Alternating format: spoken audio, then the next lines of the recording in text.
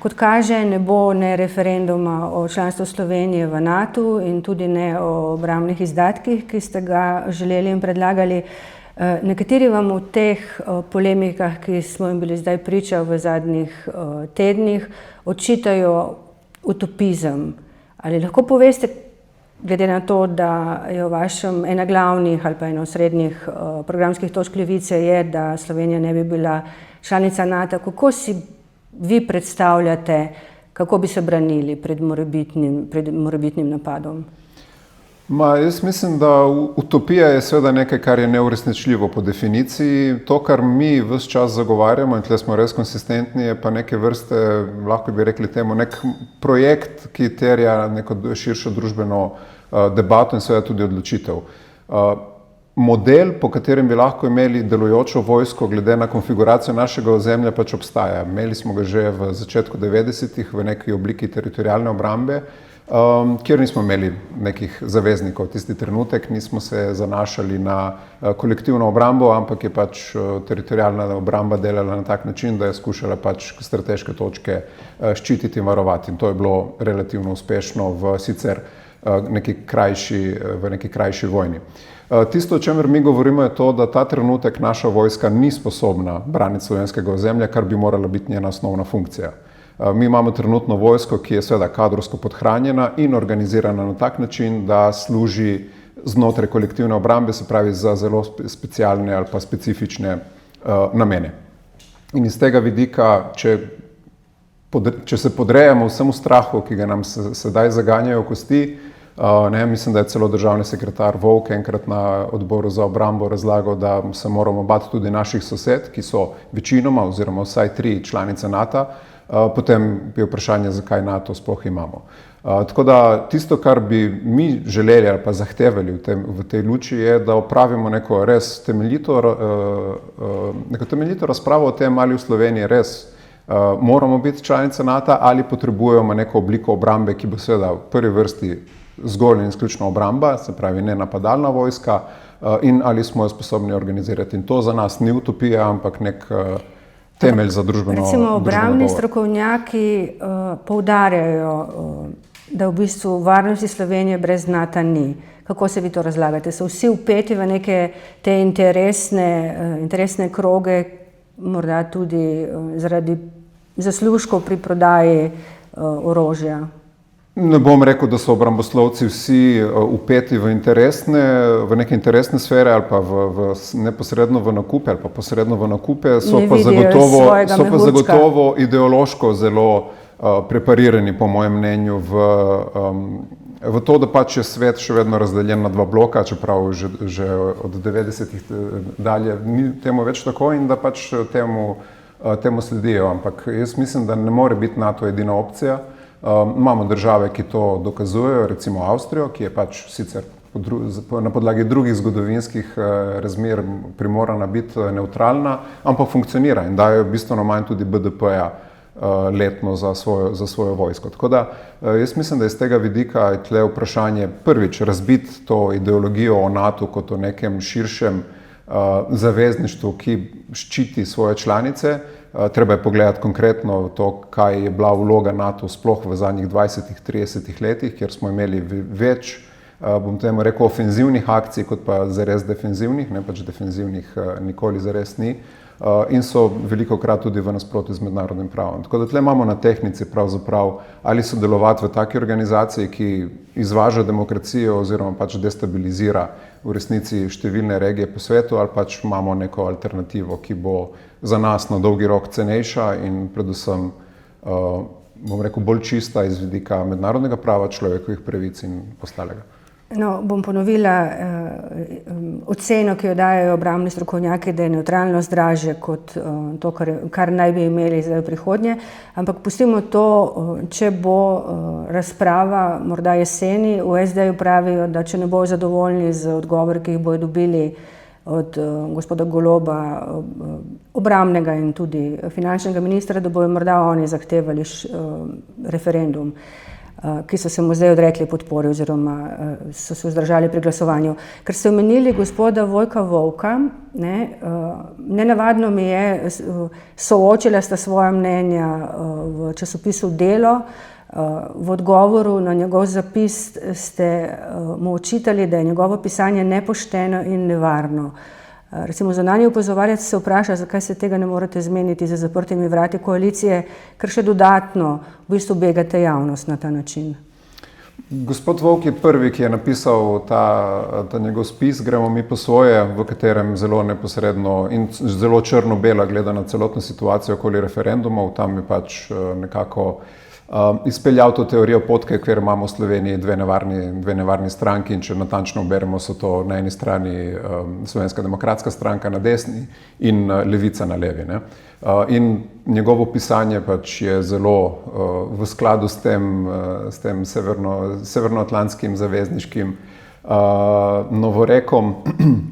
On predstavlja pač sodelovanje v NATO in seveda tudi potem vse te nabave orožja kot edino alternativo in pač vse ostalo, vsi, ki imamo drugačno mnenje o tem ali pa drugačen glas, jih je potrebno diskreditirati. Zato se mi je zdelo, glede na to, da je sam javno šel z tem svojim spisom v Delo, da pač na to odgovorimo.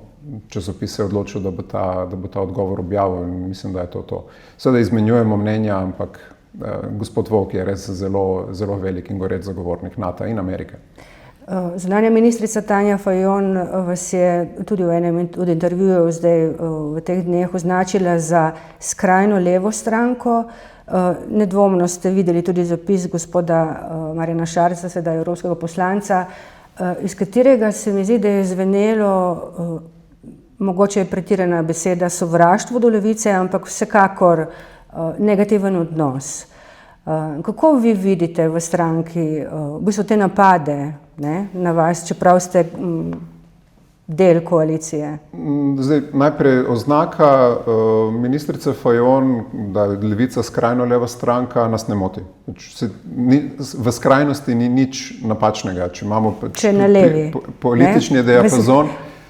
Ja, ampak je bistveno vsebinska razlika. Pač skrajna levica se bori oziroma pač zagovarja enakost, pač človekove pravice, če želite tudi demokracijo, vladavino prava in tako naprej. Medtem ko gremo na skrajno desnico, imamo drug problem. Pač skrajna desnica v tem smislu pač teh novih skrajnih gibanj po Evropi in pri nas doma v Slovenski demokratski stranki so odkriti zagovorniki neenakosti, sovraštva in tako naprej, tako da tle imamo kvalitativno razliko. Tako da, če SDS jemlje oznako skrajna desnica kot želitev, mi po drugi strani skrajno levico jemljemo kot mogoče lahko tudi kompliment. In če to prihaja iz vrst socialnih demokratov, to pomeni, da delamo nekaj prav, se pravi, da smo bolj levo od njih, se pravi, bolj skrajno na levem delu političnega spektra. Kaj pa to sovraštvo ali pa negativen odnos gospoda Šarca? Jaz mislim, da gospod Šarec ni uspel preboleti neke napačne kalkulacije, ki jo je naredil leta 2020. Seveda zato ves čas krivi levico, ampak jaz potem moram vsakeč poudariti, da je levica sklenila za takratno manjšinsko vlado, ki jo je vodil gospod Šarec, nek sporazum, v katerem smo imeli definiranih 10 projektov. Po prvem, se pravi po spremembi zakona o minimalni plači, se je ta sporazum nehal upoštevati. Znaki so bili zelo jasni, da ne bo nič od teh 10 točk razen minimalne plače uresničenega in takrat smo pač se odločili, da je cena za to, da nudimo glasove za vsako stvar Šarčevi vladi previsoka in smo pač rekli, da ta sporazum več ne bo veljal. Tako da mislim, da vezati ta njegov odstop na to, da ni imel več podpore v levici, je nekako izkrivljen vidik. Prava točka preloma je bilo to, da niso želeli ukiniti dopolnilnega zdravstvenega zavarovanja. Navzven se zdi, da se z aktualnim premierjem Robertom Golobom dobro razumete. Kako bi komentirali informacije, ki prihajajo iz koalicije, da se je levica v bistvu z njim dogovorila glede tega referenduma in potem, da vam je SD nekoliko pokvaril tole igro? Vaša igra pa je bila, da dobite javnomnenjsko podporo nazaj, ki jo morda odnašajo vaši nekdanji kolegi, tukaj mislim gospoda Miho Kordiša. Ampak dogovor glede tega referenduma? Me zanima s premierjem. Jaz ne bi govoril o igri, to je zelo, po mojem, nevarno in neodgovorno v politiki.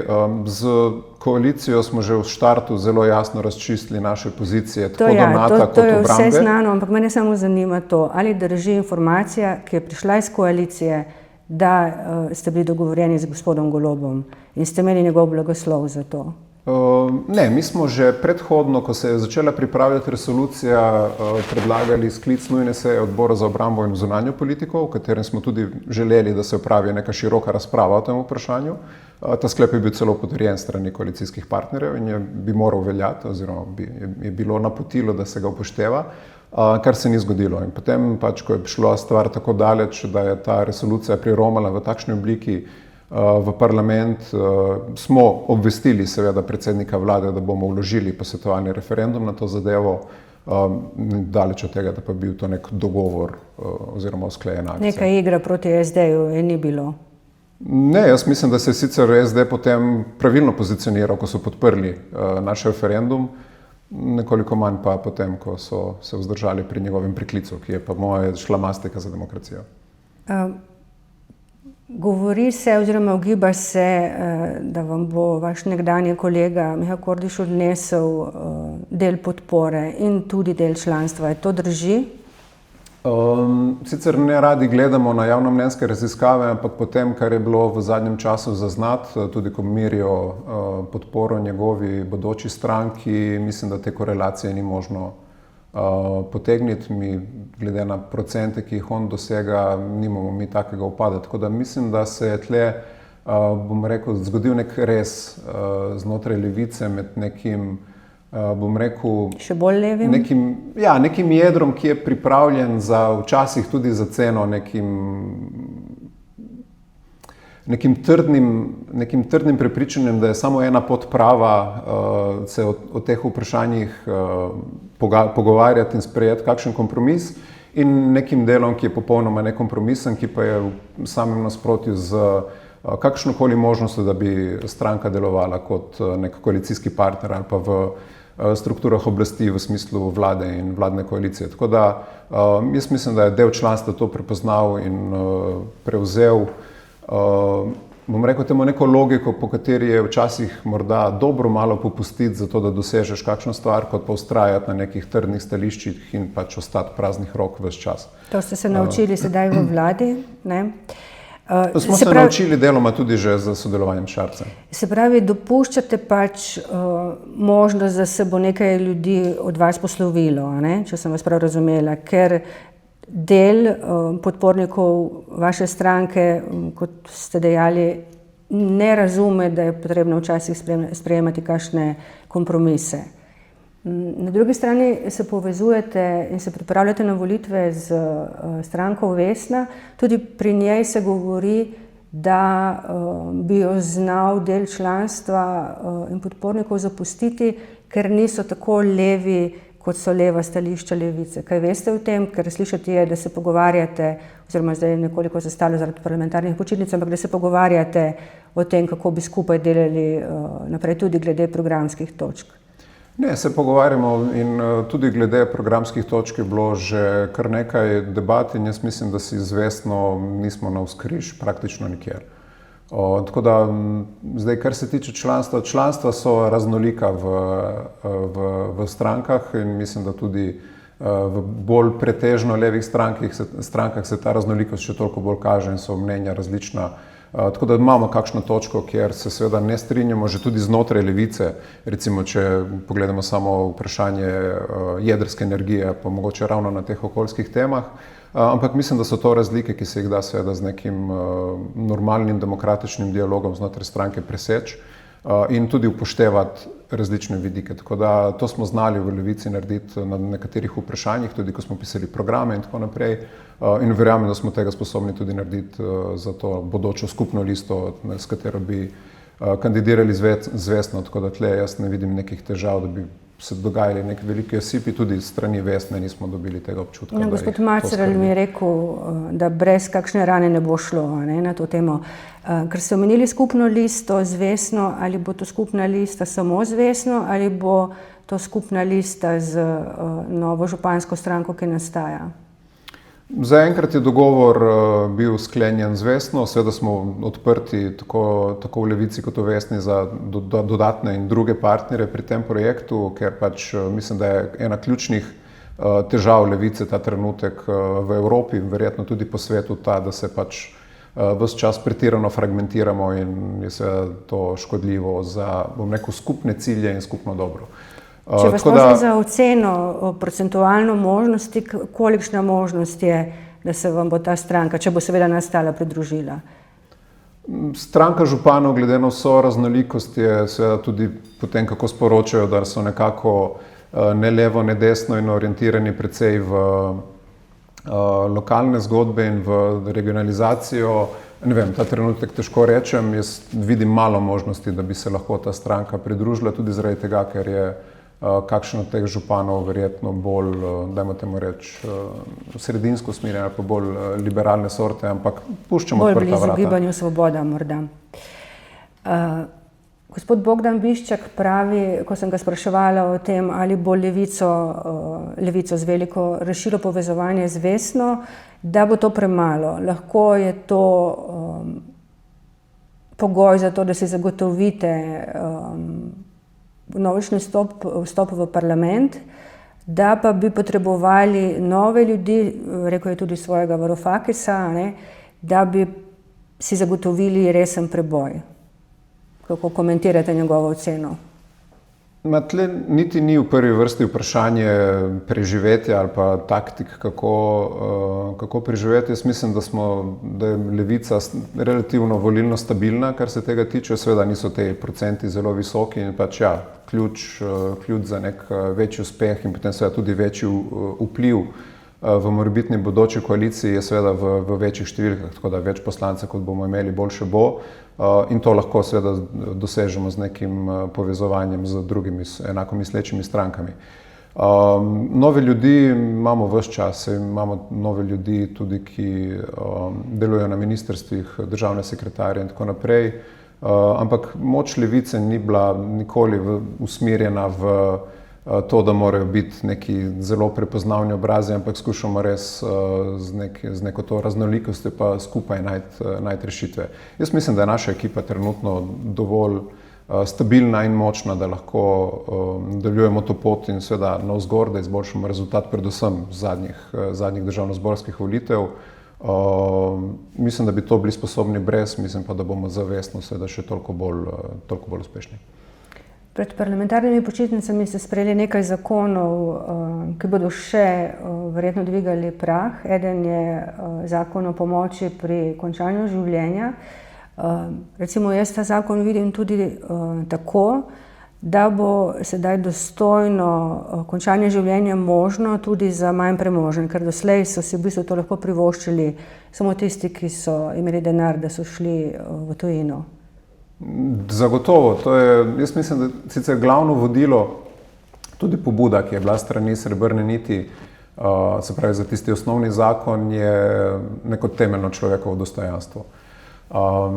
Vemo, da pač so primeri, kjer so pač terminalne bolezni tako hude, da je v tem smislu najbolj humano omogočiti človeku, da dokler je še pri močeh in relativno bister, da pač naredi nek dostojen in seveda tudi neko humano slovo od svojih bližnjih, od tega sveta.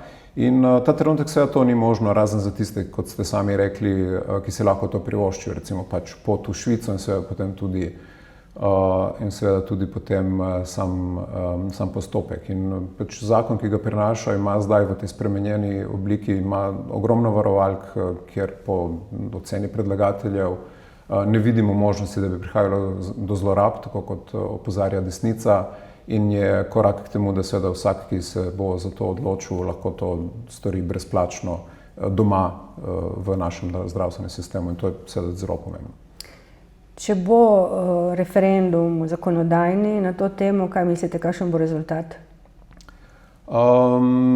To je nemogoče predvideti, glede na to, da smo že imeli en posvetovalni referendum, ki je imel tudi neko relativno visoko volilno udeležbo, seveda imajo ljudje deljeno, mislim, so stališče ljudi glede tega vprašanja deljena, smo videli tudi z rezultatom, ki je bil zelo na pol. Jaz mislim, da bo naloga tistih, ki zagovarjamo ta zakon, da pač jasno povemo, kaj so resnice in da ne bo desnica, predvsem SDS, spet zmanipulirala oziroma manipulirala z dejstvi, z vsebino zakona, zato da pač dosega neke lastne kratkoročne politične cilje, kot je bilo recimo pri referendumu o dodatkih za pokojnine za kulturnike. Glede na odziv zdravnikov, menite, da bo dovolj ljudi, ki bodo pri tem sodelovali, da bi pomagali uresničevati ta zakon? Jaz mislim, da ja. Zdravniška zbornica je imela pomisleke na prvo obliko besedila, zdaj je postopek res tako postavljen, da mora to biti tudi sproženo strani tistega, ki uveljavlja to pravico do prostovoljnega končanja življenja, tako da iz nekega tega, bom rekel, etičnega zdravniškega vidika, jaz mislim, da je to neko vprašanje, ki je zelo blizu vprašanje splava in verjamem, da imamo zdravnike v Sloveniji, ki so dovolj široki in odprti, da razumejo, da ima lahko človek to pravico, se pravi, da zaključi svoje življenje na nek način, kot si sam želi. Še en zakon ste sprejeli pred parlamentarnimi počitnicami, ki bo zagotovo tudi buril še duhove. To je zakon o uporabi konoplje za osebno rabo. Pri tem zakonu mi je nenavadno, da se vam zdi pomembno, da varujete uživalce, s tem, da ste uzakonili, da delodajalec ne bo smel testirati v okviru rednih zdravstvenih pregledov svojih zaposlenih, ali pač uživajo marihuano ali ne. Zakaj se vam zdi to pomembno? Recimo, če vam rečem, ne vem, bi imeli bančnika, ki bi bil mogoče pod vplivom marihuane ali pa upravljalca premoženja, bi se vam zdelo to dobro? Ne, sej treba obrniti stvar. To vprašanje je, bom rekel, da ga postavljamo na enak način, kot velja za alkohol in druge dovoljene droge ta trenutek v Sloveniji. Tudi alkotestov se ne dela na rednih zdravstvenih pregledih, pač redni zdravstveni pregled, na katerega te napoti delodajalec, je namenjen temu, da se izpolni pač zakonske zahteve, ki izvirajo iz varstva pri delu. Drugače, tako kot urejamo ta trenutek konopljo za osebno rabo, je predvsem zato, da se znebimo vsaj deloma sivega trga in pač tega, da preprodajalci prodajajo. To je širši namen zakona, ampak mene samo to zanima, zakaj ne bi pač delodajalec pregledoval svoje zaposlenje? Delodajalec lahko, če ima sum, tako kot če se mu zdi, da je nekdo alkoholiziran na delovnem mestu. Ko ima že zaposlenega, ne? Ja, ampak to je, se pravi, enako urejamo kot za alkohol. Zdaj, na podlagi nekih predhodnih, potem, mislim, lahko se strinjamo, če obstaja nek konsens, da se to uvede tudi za vse ostale stvari. Pač ne vem, da se dela alkoteste, preden nekoga zaposlimo in tako naprej, ampak mislim, da neko zaupanje v tej neki prvi fazi med delodajalcem in zaposlenim mora obstajati. Če gremo na te zelo restriktivne vidike, mislim, da to ni kakovostno za nek delovni odnos. Mislim, sem pa prvi zagovornik pri tem, da če opazi delodajalec znake opitosti ali pa zakajenosti pri delavcu, je pač seveda ima vso legitimno pravico in dolžnost, da to pač preveri, ker seveda na delovnem mestu jaz mislim, da nealkoholne droge niso dobrodošli.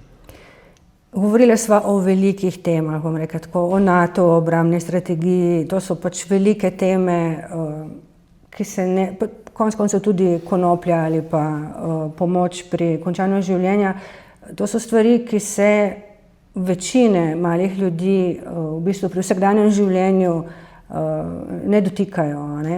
Imeli smo pa v zadnjih tednih primer, ko so ljudje opozarjali, da so ostali brez trgovine, brez bankomatov, brez bencinske črpalke. Ali menite, da tukaj ne bi bilo potrebno tudi nek večji angažma države? Recimo, ena od županj nekega manjšega kraja, se ne spomnim zdaj, v katerem kraju je že to bilo, je povedala, da morajo občina plačevati banki NLB, ki ima 500 milijonov dobička na leto, da imajo v občini bankomat. tukaj recimo vprašanje za župansko stranko, če recimo ne za Levico? Ok, dve stvari. Zdaj, kar se tiče velikih zgodb, če govorimo o veliki zgodbi, kot je NATO in tega, koliko moramo mi plačevati za NATO, je to stvar, ki bo imela vpliv tudi na te ljudi v teh krajih, na njihove bančne poslovalnice in na tem, ali se bodo lahko privoščili šolanje, zdravstvo ali pa kruh konec koncev. Tako da mislim, da so iz tega vidika pomembne, čeprav morda zgledajo odtujene, ampak imajo seveda neposredne posledice tudi za naše vsakdanje življenje. Kar se tiče pošt, bank in vsega, kar prizadene predvsem majhna lokalna okolja na obrobju, imamo pa drug problem in to je kapitalizem. Sami ste rekli, pač banka ima rekordne dobičke in še vedno išče načine, kako te dobičke povečevati. In to pomeni zapiranje poslovalnic, omejevanje delovnega časa in tako naprej.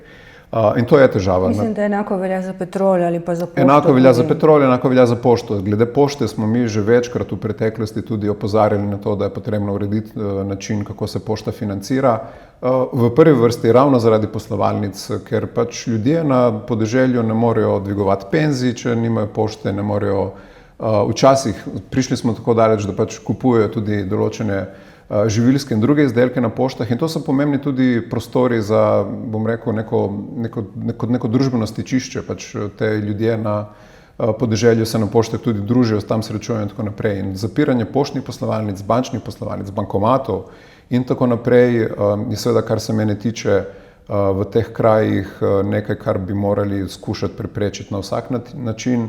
In tu imamo težavo v tem, kako je organizirano naše gospodarstvo. Pač tako Petrol kot pošta, kot banka ne več, so v večinski državni lasti in tle bi seveda država morala preko strategije upravljanja in seveda tudi preko SDH-ja nekako pritisniti na družbe, ampak imamo korporativno upravljanje in imamo pač firme, ki jih žene izključno dobiček in to je neka stvar, ki bi jo morali seveda spremeniti. Nimam pa odgovora, kako ta trenutek to narediti, ker seveda tudi vlada kot taka ne gleda na to z temi očali.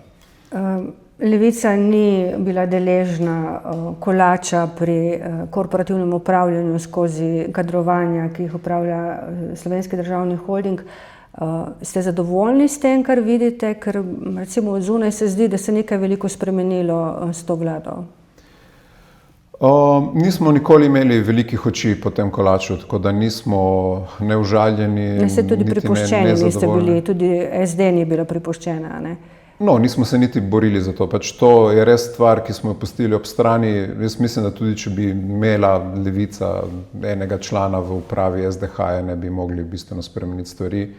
Smo pritiskali, da se recimo spremeni strategija upravljanja in tle je bil narejen en korak naprej, ker imamo zdaj seveda tudi zelo natančno napisano, da je vloga tega državnega dela gospodarstva tudi tako kot imamo zapisano v ustavi, se pravi, da deluje lastnina tudi na socialen in okoljski način, kar se mi zdi zelo pomemben korak od zadnje strategije, ki je pisala Cerarjeva vlada, ki je bila malo da ne skoraj že nek samo podaljšek tistega seznama za totalno razprodajo. Tako da to so mehanizmi, ki so po moji oceni bistveno boljši. Sam SDH pa mislim, da ne bo nehal delovati kot nek ta res korporativni kolosus, ki deluje po logiki kapitalizma. Določene strukture v Sloveniji. Samo še zadnje vprašanje, 4. oktobra mislim, da imate volilni kongres. Ali se bo na čelo stranke res vrnil Luka Mesec? Naš kongres je precej zapleten. Kongres bo izvolil svet stranke in potem svet stranke izvoli koordinatorje. Tako da to, kdo bo vodil stranko za naslednji 2 leti, bo še odprto vprašanje. Jaz mislim, da trenutna koordinatorica Asta Vrečko je zelo dobro konsolidirala stranko po tem pretresu, ki smo ga imeli z Miho Kordišem in ta trenutek se mi zdi, da dobro opravlja svoje delo. Tako da če bojo kandidati potem, ko bo enkrat svet izvoljen, če jih bo več, če bojo različni in bojo seveda predstavljali neke svoje programe, bo pa potem to stvar za svet stranke. Čeprav se govori, da je gledal naprej predvsem gospod Luka Mesec, vsaj glede pogovorov zavestno, ne? Da je bila to njegova ideja, ki je prepričeval potem naprej. Zagotovo je bil eden od pobudnikov tega povezovanja, ampak kot sem že prej rekel, jaz mislim, da je to neka refleksija, ki je širša. Vsi smo recimo opazovali zadnje francoske volitve, kjer smo imeli neko podobno formulo. Ne. Zelo močen vpliv ali pa javnomnenjsko podporo takrat v javnosti skrajne desnice v Franciji, ki je pripeljala do tega, da so se, ne bom rekel manjše, no, ampak različne leve sile v Franciji potem združevale na v nek tak političen dogovor za to, da preprečijo vzpon skrajne desnice in bili so relativno uspešni. Ne. Pustimo potem, kako so se odvile stvari po volitvah, ampak dajmo reči, da Le Pen je bila na tak način zaustavljena, tako da vsi smo po teh francoskih izkušnji začeli razmišljati o tem in mislim, da je bil to nek normalen korak, je pa Luka bil eden od najbolj glasnih zagovornikov tega, da se to naredi. Hvala lepa za pogovor. Z veseljem.